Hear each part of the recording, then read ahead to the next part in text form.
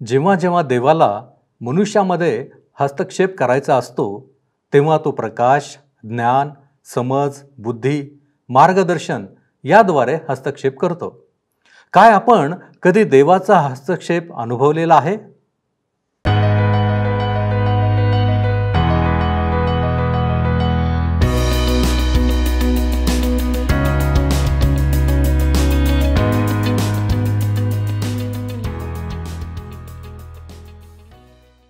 तारणाऱ्या प्रभू येशू ख्रिस्ताच्या सामर्थ्यवान नावात आपणा सर्वांस प्रेमपूर्वक सलाम. उपासना कार्यक्रमामध्ये आपले हार्दिक स्वागत.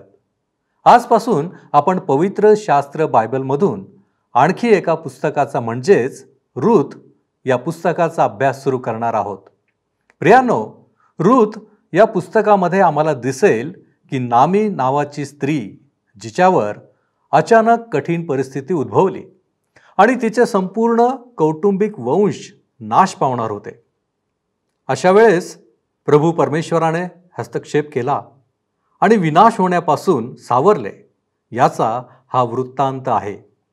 एक गोष्ट लक्षात घेण्यासारखी आहे की परमेश्वराच्या याच हस्तक्षेपामुळे तिचा पणतू दावीद हा भविष्यातील देवाने निवडलेला इस्रायलचा राजा आणि मसीहाचा पूर्वज होऊ शकला.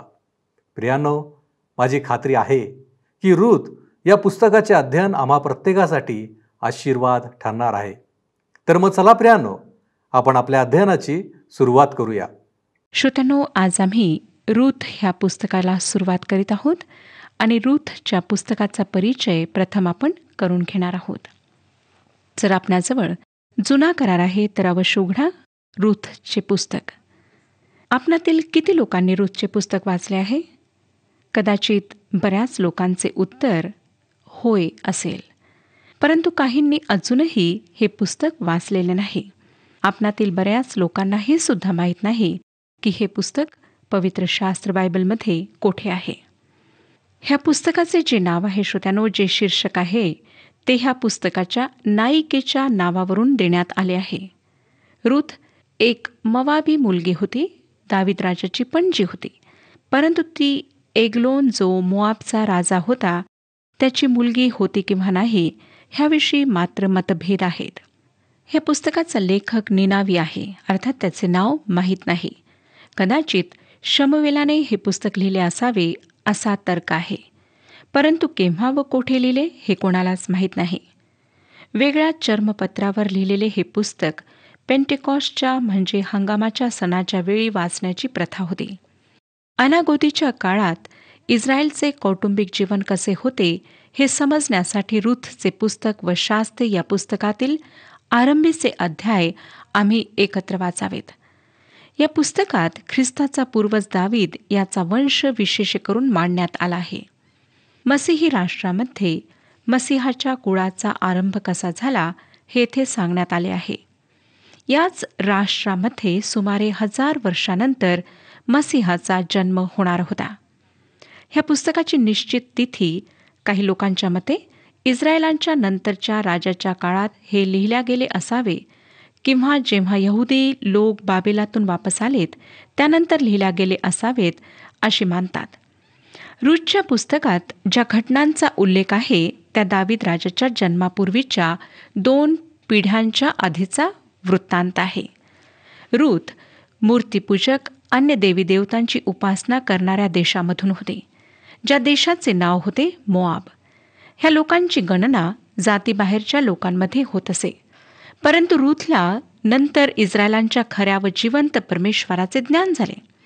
ज्याप्रमाणे बवाजने म्हटले, ज्या इस्रायल देवाच्या पंखाखाली आश्रय घेण्यास तू आली आहेस तो देव तुला या सर्व गोष्टींबद्दल आशीर्वाद देव. श्रोत्यांनो, ह्या पुस्तकात फक्त 4 अध्याय आहेत. हे पुस्तक लहानसे आहे आणि अध्यायसुद्धा लहान आहेत, परंतु तरीसुद्धा ह्यात फार उच्च संदेश आणि सामर्थ्य भरलेले आहे. ह्यामध्ये अशा वंशावळीचा उल्लेख आम्हाला सापडतो जी आम्हाला प्रभू येशू ख्रिस्तापर्यंत नेते. अर्थात येशू ख्रिस्ताचा जन्म कुठल्या वंशात झाला, त्याचे पूर्वज कोण होते हे आम्हाला ह्या पुस्तकातून कळते. तो दाविदाच्या वंशातून आला हे ह्या पुस्तकात अगदी स्पष्ट आढळते. काही टीकाकार सांगतात की ह्या पुस्तकाचा उद्देश येशू ख्रिस्ताची वंशावळी सांगणे आहे. मी ह्या मताशी जरी सहमत असले तरी फक्त हाच उद्देश आहे ह्याशी मात्र मी सहमत नाही. येशू ख्रिस्ताच्या ह्या जगात येण्यासंबंधाने हे पुस्तक महत्त्वाचे आहे. ह्या पुस्तकाशिवाय आम्ही दाविदाच्या घराण्याला यहुदा वंशासोबत जोडू शकत नाही. पवित्र वचनातील ही एक फार महत्त्वाची शृंखला आहे, जी उत्पत्तीपासून आरंभ होऊन बेथलेमातल्या गव्हाणीपर्यंत, नंतर क्रुसावरच्या मृत्यूपर्यंत, मुकुटापर्यंत आणि दाविदाच्या सिंहासनापर्यंत, ज्यावर एक दिवस आमचा प्रभू येशू बसणार आहे, तेथपर्यंत आहे. ह्या एका निश्चित कारणामुळे ह्या पुस्तकाचा समावेश पवित्र शास्त्रात करण्यात आला आहे. काही लेखक जुन्या करारातील सोडवणूक करणाऱ्या लोकांचा जेव्हा उल्लेख करतात, तेव्हा मोशे आणि शमशोन अशा लोकांचा उल्लेख करतात. परंतु बवाज ज्याबद्दल ह्या लहानशा पुस्तकात सांगण्यात आले आहे, त्याला मात्र वगळतात. पुराणमतवादी लोक सुटकेच्या कार्याला अगदी साधारण दर्जाचे स्थान देतात. परंतु श्रोत्यानो, मी ह्या कार्याला साधारण कमी दर्जाचे मुळीच मानित नाही. सुटका हा एक अद्भुत प्रणय आहे, एक प्रेमकथा आहे, जी ह्या वास्तविकतेने सुरू होते. जी वास्तविकता आम्हाला योहान शुभवर्तमान 3 अध्याय आणि 16व्या वचनात सापडते, ज्यामध्ये लिहिलेले आहे की देवाने जगावर एवढी प्रीती केली की त्याने आपला एकुलता एक पुत्र दिला, ह्यासाठी की जो कोणी त्याचवर विश्वास ठेवील त्याचा नाश होऊ नये, तर त्याला सार्वकालिक जीवन प्राप्त व्हावे. सुटकेची जी किल्ली आहे ती आहे प्रेम, प्रीती. शिमोन पेत्राने पेत्राचे पहिले पत्र 1 अध्याय आणि 8व्या वचनात लिहिले, त्याला पाहिले नसताही तुम्ही त्याच्यावर प्रीती करता, तो दिसत नसताही तुम्ही त्याच्यावर विश्वास ठेवता आणि प्रत्यक्ष स्वर्गातून प्राप्त होणाऱ्या अनिर्वाच्य आनंदाने आताच तुम्ही उल्हासत आहात. योहानाने योहानाचे पहिले पत्र 4 अध्याय आणि 19व्या वचनात लिहिले, तेव्हा तुम्हाला दिसून येईल की त्याने प्रथम आपल्यावर प्रीती केली, म्हणूनच आपण त्याच्यावर प्रीती करतो. आणि पॉल अक्षरशः येशू ख्रिस्ताच्या क्रूसाच्या छायेत उभा राहून गलतीकारास पत्र 2 अध्याय आणि 20व्या वचनात म्हणतो, मी ख्रिस्ताबरोबर वधस्तंभाला खिळलेला आहे. इतपर मी स्वतः जगत नाही, तर ख्रिस्तच माझ्यामध्ये जगतो. आता जे खरे जीवन मी जगतो ते ज्याने माझ्यावर प्रीती केली आणि माझ्याकरिता आपला प्राण अर्पिला, त्या देवाच्या पुत्रावरील विश्वासामुळेच जगतो. श्रोत्यानो, उद्धार, तारण ही जगामध्ये सगळ्यात मोठी आणि महान प्रेमकथा आहे. ह्या सृष्टीच्या निर्माणकर्त्याची प्रेमकथा, जो आमचा मुक्तिदाता झाला, आम्हाला पापापासून सोडवणारा झाला.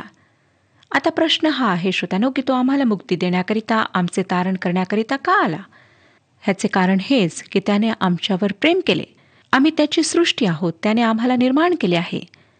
आम्ही पापी आहोत, आमची काहीच लायकी नाही, आम्हाला काही मिळावे ह्यासाठी आमच्यामध्ये कुठलीच योग्यता नाही.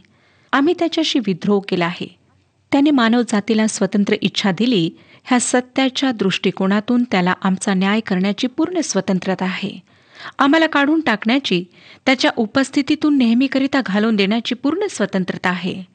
परंतु वचनाची सगळ्यात अद्भुत, विलक्षण जी साक्ष आहे ती ही की तो आमच्यावर प्रीती करतो. इस्रायलबद्दल परमेश्वराची हृदयद्रावक आरोळी होशेचे पुस्तक 11 अध्याय आणि 8व्या वचनात आम्हाला वाचायला मिळते. हे वचन सांगतं, अरे माझ्या एफ्रायमा, मी तुला कसा सोडू? मी तुला कसा जाऊ देऊ?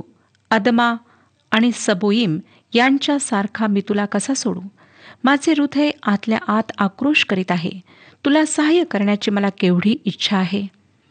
श्रोत्यानो, त्यांनी जरी परमेश्वराशी विद्रोह केला, पापाने भरलेले जीवन जगण्यास सुरुवात केली, परमेश्वरावर प्रीती करणे ते विसरले, तरी परमेश्वर म्हणाला, मी तुला सोडू शकत नाही. मी तुझ्यावर प्रीती करतो. जो तारण करतो, मुक्ती देतो, जो सोडवतो, त्याला नुकसान आणि फायदा ह्याची चिंता नसते. परंतु ज्यावर त्याने प्रेम केले आहे त्याच्याकरिता सर्व काही भरून देण्याकरिता, सर्वस्व देण्याकरिता तो तयार असतो. हीच प्रीती, हेच प्रेम परमेश्वराने आमच्यावर केले. बवाजच्या चरित्रामध्ये आम्हाला येशू ख्रिस्ताचे चित्र दिसते, ज्याने संपूर्ण मानवजातीला पापापासून मुक्ती देण्याकरिता आपले सर्वस्व दिले. त्याने मानव जातीवर निस्वार्थ प्रीती केली. रूथच्या पुस्तकाचा जो मूळ उद्देश आहे तो मी उल्लेख केल्याप्रमाणे मुक्ती, सुटका ह्याचे फार महत्त्वाचे तत्त्व दर्शविणे आहे. सुटका फक्त नातेवाईकातील एखाद्या व्यक्तीद्वारेच संभव होती. मध्यस्थाशिवाय परमेश्वर सुटका करू शकला नाही. फक्त परमेश्वरच सुटका करू शकतो. त्यामुळे त्याच्याकरिता सुटका देणारा होणे आवश्यक ठरले. बोआजने नातलग होण्याच्या नात्याने सुटका देणाऱ्याचे कार्य कायद्यानुसार रूथकरिता पूर्ण केले. रूथ हे पुस्तक आमच्या स्तरापर्यंत येऊन आम्हाला एका अशा उभताविषयी सांगते जे एक दुसऱ्यांवर प्रेम करतात. ते सर्वसाधारण होते आणि त्यांची प्रेम कहाणी एखाद्या आरशाप्रमाणे आहे, ज्यामध्ये आम्हाला तारणाऱ्याचे महान प्रेम जे माझ्याप्रती आणि तुमच्याप्रती आहे ते स्पष्ट दिसते. रूथच्या पुस्तकाचे अध्ययन करीत असताना आम्ही ह्या विलक्षण प्रेमकथेला आमच्या समोर हळूहळू उलगडताना पाहणार आहोत. पवित्र शास्त्रात फक्त 2च पुस्तकांना स्त्रियांची नावे देण्यात आलेली आहेत. एक तर रूथ आणि दुसरे एस्तेर. रूथचे नाव 12 वेळेला आलेले आहे. त्यानंतर मत्तेकृ शुभवर्तमान 1 अध्याय 5व्या वचनामध्ये पुन्हा एकदा तिचे नाव आम्हाला वाचायला मिळते. सलमोन हा बोआजचा पिता होता. बोआजच्या आईचे नाव राहाब असे होते. बोआज हा ओबेदचा पिता होता. ओबेदची आई रूथ होती. ओबेद हा इशायाचा पिता होता. हे पुस्तक शास्ते आणि शमूएलाच्या पुस्तकाच्या मधात आहे आणि ह्याचे फार महत्त्व आहे.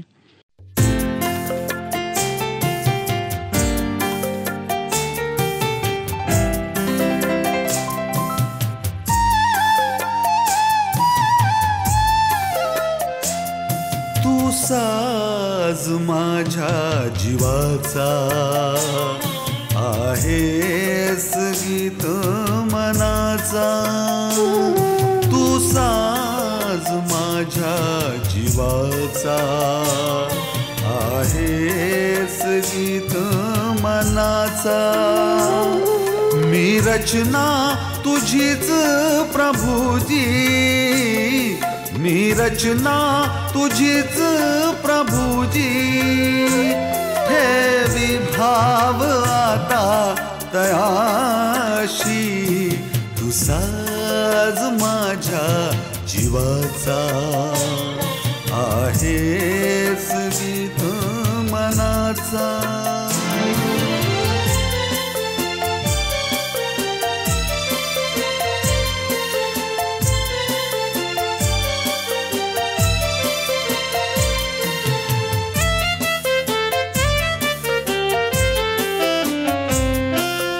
येशूची प्रीती वर्णी त्रिभुवनात वानीती. सदा नवी ती वाटी ती मलाही आता वदावी. प्रीती प्रभूची गावी, प्रीती प्रभूची गावी. त्याची ही कृत्ये वर्णावी. तू साज माझ्या जीवाचा आहेस गीत मनाचा.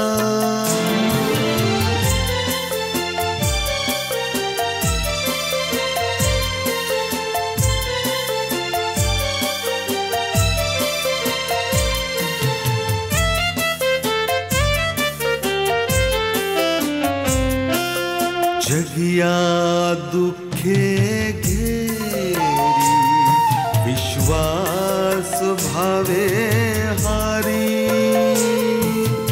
पहिली ही शांती लोकी येशूची प्रीती वदावी. प्रीती प्रभूची गावी, प्रीती प्रभूची गावी. त्याची ही कृत्ये वर्णावी. तू साज माझ्या जीवाचा आहे मनाचा. मी रचना तुझीच प्रभुजी, मी रचना तुझीच प्रभुजी. ठेवी भाव आता तयाशी, तू साज माझ्या जीवाचा.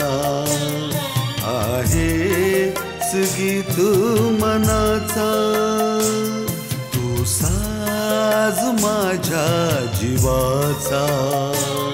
आहेस गीत मनाचा, आहेस गीत मनाचा, आहेस गीत मनाचा. शास्त्रीच्या पुस्तकात श्रोत्यानो, आपण इस्रायल लोकांच्या अधपताविषयी वाचतो. एका राष्ट्राच्या रूपात परमेश्वराशी सत्यनिष्ठ राहण्यामध्ये ते कशा प्रकारे अपयशी ठरलेत आणि कशा प्रकारे त्यांनी स्वतःला कनान देशातील लोकांप्रमाणे मूर्तीपूजा आणि अन्य अमंगळ कार्याकरिता वाहून दिले, ह्याविषयी आम्हाला वाचायला मिळते. आणि ह्याच्या परिणामस्वरूप परमेश्वराला त्याला सुधरविण्यासाठी शिक्षा द्यावी लागली. शत्रूंना त्यांच्यावर वर्चस्व करण्यास परमेश्वराने सूट दिली आणि वारंवार स्वतःची कृपा, स्वतःची दया प्रगट करून परमेश्वराने त्यांच्या सोडवणुकीसाठी शास्त्यांना उभे केले, ज्यांनी त्यांची शत्रूंच्या दास्यातून सुटका केली. रूथचे पुस्तक पहिल्या वचनाने शास्त्रेच्या पुस्तकाशी जोडल्या गेले आहे. हे वचन आम्हाला सांगतं की शास्त्यांच्या आमदानीत देशात दुष्काळ पडला. फार पूर्वी ज्यावेळी इस्रायलावर शास्त्यांची सत्ता होती, त्यावेळी बेथलेम येथील अलीमलेक नावाच्या कोणा एका माणसाने देशात दुष्काळ पडल्यामुळे देश सोडला व तो मोवाब देशात राहावयास गेला. अलीमलेकद्वारे प्रांत सोडण्याने ह्या पुस्तकाची सुरुवात होते आणि शेवट दाविदाच्या नावाने होतो. दावीद जो परमेश्वराच्या हार्दिक इच्छेनुरूप होता. शास्त्री आणि शमूएलाच्या पुस्तकामध्ये हा एक संबंध आम्हाला पाहायला मिळतो. शास्त्रीच्या पुस्तकात इस्रायलांद्वारे परमेश्वराचा त्याग दिसतो, तर रूथच्या पुस्तकात मुक्ती देणाऱ्याचे चित्र स्पष्ट दिसते. श्रोत्यानो, ह्या पुस्तकाचे अध्ययन करीत असताना आम्ही स्वतःचे सुद्धा परीक्षण करूया आणि पाहूया की परमेश्वर ह्या पुस्तकाद्वारे आम्हाला काय सांगू इच्छित आहे. रूथचे पुस्तक पहिला अध्याय आणि पहिलं वचन मी आपणाकरिता वाचत आहे. शास्त्यांच्या आमदानीत देशात दुष्काळ पडला. त्या समयी बेथलेम यहुदा येथील एक पुरुष आपली स्त्री व 2 पुत्र घेऊन मोवाब देशात काही दिवस राहावयास गेला. हे वचन ज्याद्वारे रूथच्या पुस्तकाचा आरंभ होतो ते बऱ्याचशा महत्त्वपूर्ण गोष्टींशी संबंधित आहे. इतकेच नाही, परंतु आजच्या आधुनिक समाचारपत्राप्रमाणे बरीचशी माहिती हे आम्हाला पुरविते. समाचारपत्रात आपण लक्षात घेतले असेल की कुठल्याही बातमीच्या पहिल्या वाक्यात आम्हाला बरीचशी माहिती देण्यात येते. पुष्कळदा पहिले वाक्य एक पूर्ण परिच्छेद असते, ज्यामध्ये आम्हाला पूर्ण गोष्ट अर्थात ती घटना कोठे, केव्हा व साधारणपणे कशी झाली ते सांगण्यात येते. श्रोत्यानो, परमेश्वराचा पवित्र आत्मा फार चांगला बातमीदार आहे आणि ह्या पहिल्याच वचनात आम्हाला वेळ व ठिकाणाविषयी तो माहिती देतो. ह्यावेळी शास्त्यांची सत्ता होती. भयंकर वाईट परिस्थिती होती. अंधकाराने व्यापलेले दिवस होते. एका अर्थाने इस्रायल राष्ट्राच्या इतिहासात ते दिवस सगळ्यात भयंकर अंधकाराचे होते. आपणास कदाचित आठवत असेल की इस्रायली मिसर लोकांच्या दास्यात होते. परमेश्वराने त्यांना रक्ताने आणि सामर्थ्याने सोडवले होते. निर्जन अरण्यातून तो त्यांना घेऊन आला. नंतर वचनदत्त देशात, प्रतिज्ञा केलेल्या देशात त्यांना तो घेऊन गेला. आपणाला वाटेल की ही नवी पिढी, ज्यांच्या पूर्वजांना भयंकर गुलामी काय असते हे माहीत होते, ज्यांनी त्या गुलामीचा अनुभव मिसर देशात घेतला होता, ते आता परमेश्वराची सेवा फार चांगल्या प्रकारे करतील, त्याला भिवून वागतील. परंतु नाही श्रोत्यानो, त्यांनी तसे केले नाही. शास्त्रेचे पुस्तक आम्हाला इस्रायलाच्या परमेश्वरापासून दूर जाण्याच्या शोकांतिकेला आणि नीच प्रकारच्या वर्तनाला सांगते. कशा प्रकारे लोकांनी जिवंत आणि खऱ्या परमेश्वराची सेवा करायला सुरुवात केली आणि त्याच्यापासून फिरून त्यांनी मूर्तीपूजा आणि नैतिक भ्रष्टाचार कसा सुरू केला, त्याचा पुन्हा धावा केला, जेव्हा शत्रूंनी त्यांना भयंकर दासत्वात ठेवले व त्यांच्या सोडवणुकीसाठी शास्त्यांना परमेश्वराने उभे केले व त्यांना सोडवले, ह्याविषयी सांगते. जे लोक असे म्हणतात की आमच्या देशात आत्मिक जागृती, संजीवन यायला हवे किंवा क्रांती व्हायला हवी, तर मी त्यांच्याशी सहमत आहे. परंतु श्रोत्यानो, जर खरोखरच आपली इच्छा आहे की संजीवन यावे, आत्मिक जागृती यावी, क्रांती घडून यावी, तर संजीवनासाठी नाही, तर आमच्या मंडळांना, आमच्या लोकांना तू अग्नीतून, छळातून आणि त्रासातून ने, अशी आम्ही परमेश्वराजवळ प्रार्थना करायला हवी. आपणास आढळेल की मंडळांमध्ये, लोकांमध्ये जेव्हा जेव्हा त्यांच्यावर छळ आला, त्यांना त्रास सहन करावा लागला, तेव्हा आत्मिक जागृती निर्माण झाली. इतिहासात आपण पाहतो की ज्यावेळी लोकांवर सतावाला, त्यांचा छळ झाला, तेव्हाच मंडळांची वाढ झाली, लोकांमध्ये आत्मिक वाढ झाली, लोक आध्यात्मिक रूपाने जागृत झाले. ह्याच प्रकारे इस्रायल राष्ट्रात सुद्धा जागृती आली. जेव्हा ते खऱ्या व जिवंत परमेश्वरापासून दूर गेलेत, त्याला विसरलेत, ज्याने त्यांना बोलावले, निवडले, त्या परमेश्वराला ते विसरले, तेव्हा त्यांच्यावर परमेश्वराचा न्याय प्रगट झाला. परमेश्वराने त्यांना शत्रूंच्या ताब्यात दिले, गुलामगिरीत टाकले, शत्रूंद्वारे त्यांचा पराजय झाला आणि त्या भयंकर त्रासाच्या, संकटाच्या काळात त्यांनी परमेश्वराचा धावा केला. त्याला त्यांची दया आली. त्याने आपल्या प्रेमामुळे, कृपेमुळे त्यांना सोडवण्याची योजना केली, शास्त्यांना उभे केले आणि त्यांचा बचाव केला. रूथचे पुस्तक ह्या शास्त्यांच्या काळात अगदी बरोबर बसते. ज्या काही घटनांचा उल्लेख या ठिकाणी करण्यात आला आहे, त्या शास्त्यांच्या काळ्या पार्श्वभूमीवर घडल्यात. अशावेळी शमशोनासारखा माणूस लोकांमध्ये प्रसिद्ध होता. लोकांच्या संतप्त करणाऱ्या कार्याने व वर्तणुकीने आमच्या देशाला हलवून टाकले आहे. शमशोनाच्या वर्तणुकीला व कार्याला पहा. तडजोडीच्या, भ्रष्टाचाराच्या व गोंधळाच्या काळाच्या दरम्यान ही एक सुंदर घटना घडते. भयंकर काळोख ह्या अंधकारात ही एक ज्योती आहे, एक प्रकाश आहे. अशाच प्रकारे परमेश्वर लिहितो, होय ना श्रोत्यानो? पापाच्या काळ्या पार्श्वभूमीवर तो तारणाची सुंदर गोष्ट लिहित आहे आणि शास्त्यांची काळी पार्श्वभूमी असलेल्या पडद्यावर ही लहानशी गोष्ट चित्रित करीत आहे.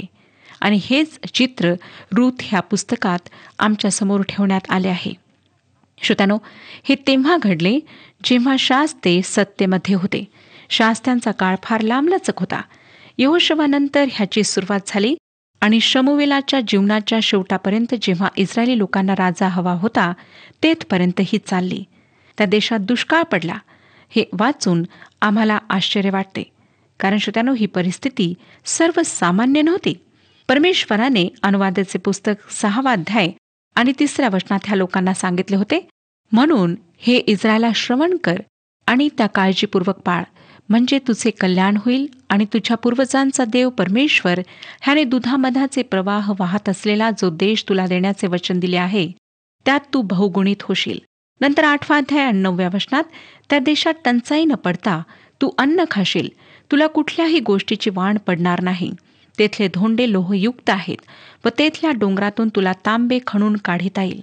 नंतर 11 अध्याय 11 आणि 12 वचनामध्ये, पण जो देश ताब्यात घेण्यासाठी तुम्ही पैलतीरी जात आहात, तो डोंगर खोऱ्यांचा देश असून आकाशातील पाऊस शोषून घेतो. तुझा देव परमेश्वर त्या देशाची काळजी वाहतो. वर्षाच्या आरंभापासून वर्षाच्या अखेरपर्यंत तुझा देव परमेश्वर ह्याची नजर त्या देशावर असते. ही वचने परमेश्वराने त्यांना दिली होती. ही परमेश्वराची प्रतिज्ञा होती. परंतु ह्याच अध्यायात 11 अध्याय आणि 17 वचनात परमेश्वराने त्यांना सांगितले होते की जर ते परमेश्वरापासून दूर जातील, तर परमेश्वराचा कोप तुमच्यावर भडकून तो आकाश बंद करील, म्हणजे पाऊस पडणार नाही, भूमी आपला उपज देणार नाही आणि जो उत्तम देश परमेश्वर तुम्हाला देत आहे, त्यातून तुमचा त्वरित नायनाट होईल. आणि श्रोत्यानो, परमेश्वराने आपले वचन खरे केले.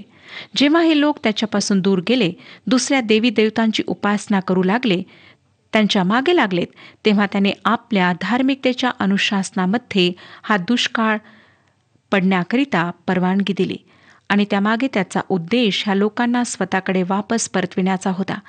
त्यांनी पश्चाताप करावा, त्याचेच होऊन राहावे, त्याच्याकडे परतावे, ही त्याची हार्दिक इच्छा होती. ह्या वचनात बेथलेमाचे नाव आले आहे. श्रोत्यानो, बेथलेम ह्या नावाचा अर्थ आहे भाकरीचे किंवा भोजनाचे घर, आणि यहुदा म्हणजे स्तुती, गौरव किंवा त्याचे नाव गौरविल्या जाईल असा अर्थ आहे.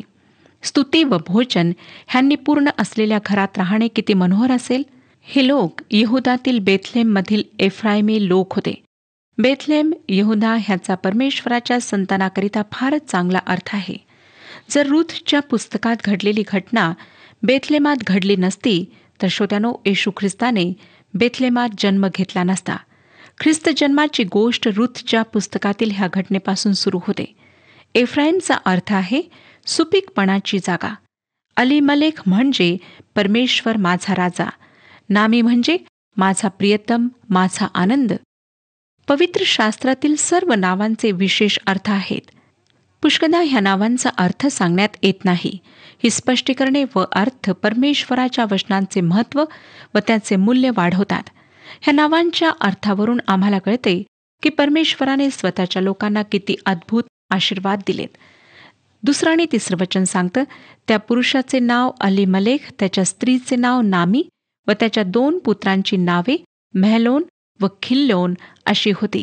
ही एफ्राती म्हणजे बेथलेम यहुदा येथील रहिवासी होती. ती मोआब देशात जाऊन राहिली. पुढे नामीचा पती अलीमलेख हा वारला आणि नामी व तिचे 2 पुत्र मागे राहिले.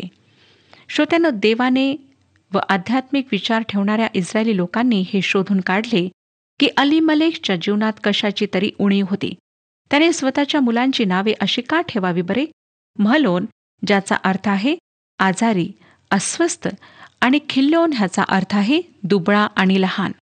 हे जिवंत विश्वासाचे चिन्ह नाही आणि नाही चांगल्या परिस्थितीचे प्रमाण आहे. ह्याविषयी आम्ही अधिक माहिती पुढच्या कार्यक्रमात पाहणार आहोत. मला खात्री आहे की रूथच्या पुस्तकाचा परिचय आपणाला समजलेला आहे आणि आपण पुढच्या कार्यक्रमामध्ये अवश्य भाग घ्याल. परमेश्वर आपणा सर्वांस आशीर्वाद देव. हा कार्यक्रम आपणास आवडला काय? आता आम्हाला एक मिस कॉल करा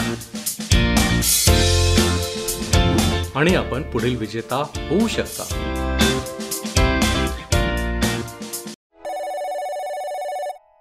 प्रियांनो, निश्चितच आजच्या अध्ययनातून आपणास पुष्कळ नवीन गोष्टी समजल्या असतील. आम्ही हे विसरून चालणार नाही की देवाकडे आमच्यासाठी आजही उत्तम योजना आहेत. फक्त आम्ही त्या जाणल्या पाहिजेत. आम्ही जर देवाला गौरव देणारे असू तर तो सामर्थ्यवान परमेश्वर आजही आमच्या जीवनात कार्य करण्यास तयार आहे.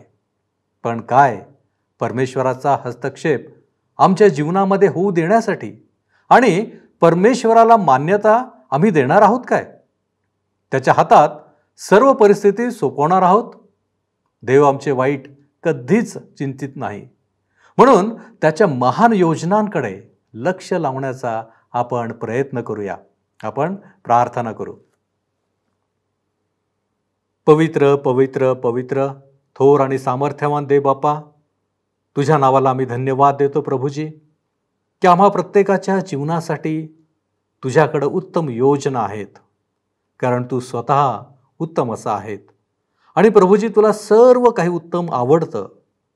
आज आम्ही तुझ्या चरणापाशी आलेलो आहोत यासाठी की प्रभूजी आम्ही तुझी निर्मिती आहोत आणि म्हणूनच प्रभूजी आमच्यामध्ये जर काही अयोग्य गोष्टी असतील तर त्या सर्व तू दूर कराव्या. तुझी कृपा आम्हाला पुरवावीस आणि बापा तुझ्या योजनांमध्ये उत्तम रीतीनं बापा आम्ही असावं यासाठी बापा तुझी कृपा आमच्यावरती तू कर. आज आम्ही तुझ्या चरणांपाशी आलेलो असताना आम्ही आमचं जीवन तुला समर्पित करतो. तू आमचा स्वीकार कर. येशू ख्रिस्त आमचा प्रभू याच्याद्वारे मागतो म्हणून तू ऐक. आमेन. एकमेकांबरोबर उपकारी व कनवाळू व्हा. एकमेकांना क्षमा करा. प्रभू तुम्हासह असो.